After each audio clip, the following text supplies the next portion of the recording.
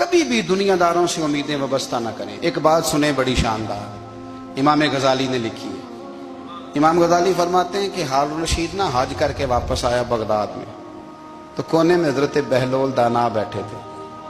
Rush बहुत था, मजमा बड़ा था।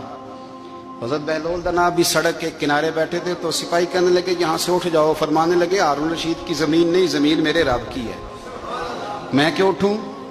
वो करीब से गुजरा तो सलाम ली, तो आपने उसका प्रोटोकॉल देखा तो फरमाने लगे हारून रशीद तुझसे तगड़े तगड़े मोटे मोटे प्रोटोकॉल मैंने लोगों के देखे हैं, और ये जो तेरे दाएं बाएं आज तेरे नारे लगा रहे हैं, ये पहले उन लोगों के नारे लगाया करते थे। और थोड़ा वक्त गुजरने दे, जो तेरे बाद आएगा ना, ये सारे फिर उनके नारे भी लगाएंगे।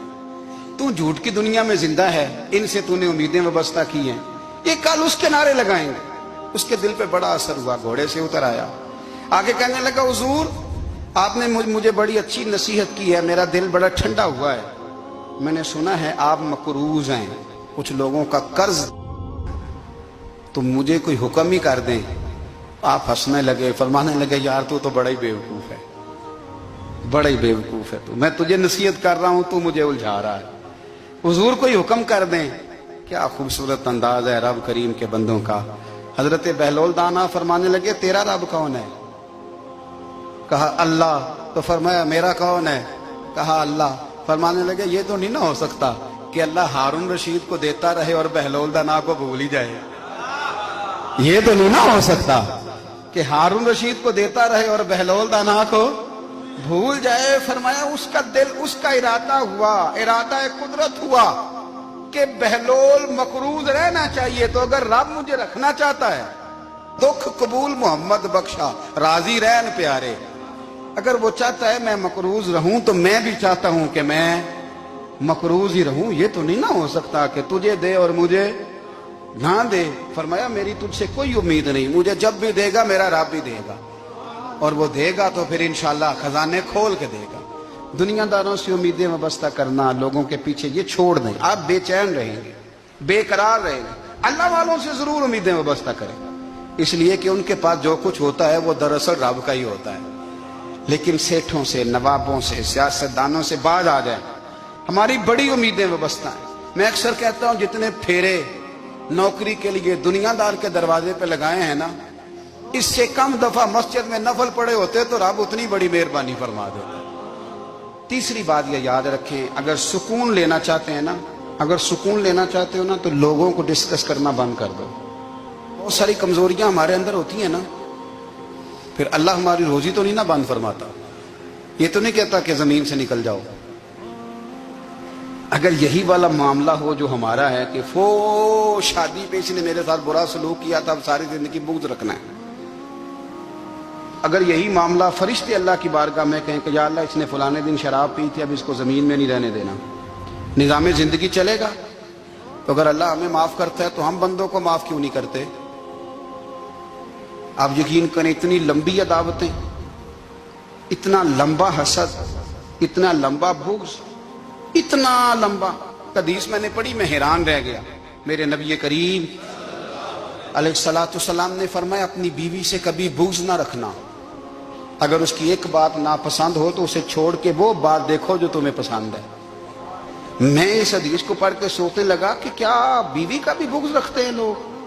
अब हुजूर ने कहा है तो इसका मतलब है लोग बीवी का बुग़्ज़ भी रखते हैं। अब इस पर इस्तदलाल करके मुझे कहना पड़ेगा कि ससुराल वालों का बुग़्ज़ भी रखते हैं। कहना पड़ेगा कि भाई के ससुराल वालों से भी बुग़्ज़ रखते। इस हदीस की रोशनी में मैं समझा कि लोग भाभी का बुग़्ज़ भी बुग़्ज़ रखते हैं, बुग़्ज़।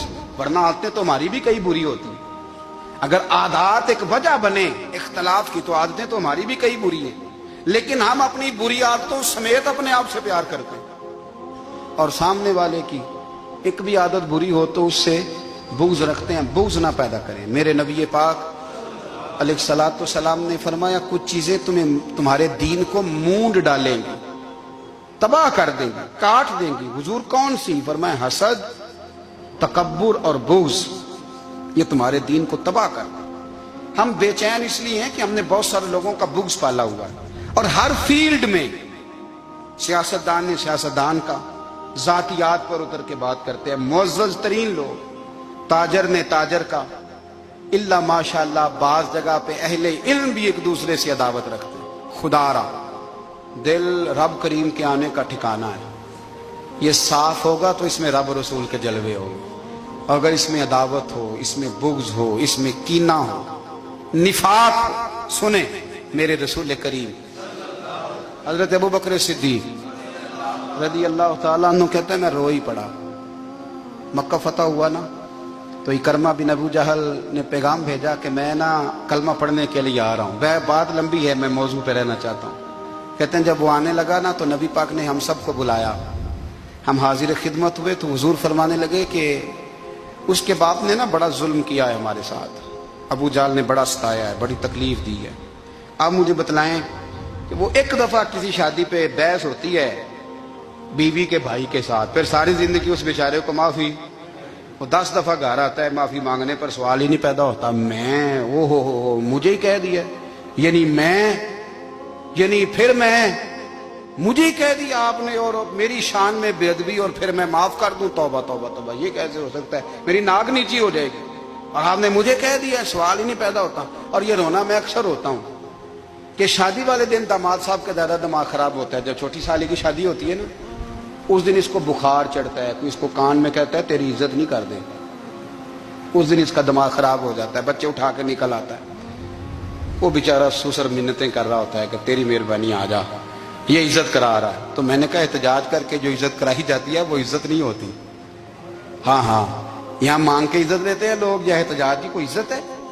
आपके अंदर कमालात इतने हों कि आपकी इज्जत करने को दिल चाहे, यानी मजा आए, यानी लुत्फ आए, यानी आप दूर बैठे हो तो किसी का दिल करे आपको स्टेज पे बुलाने के लिए। ये क्या बात हुई कि छाए जाना और भाग के आगे जाना? इनसे निकलें।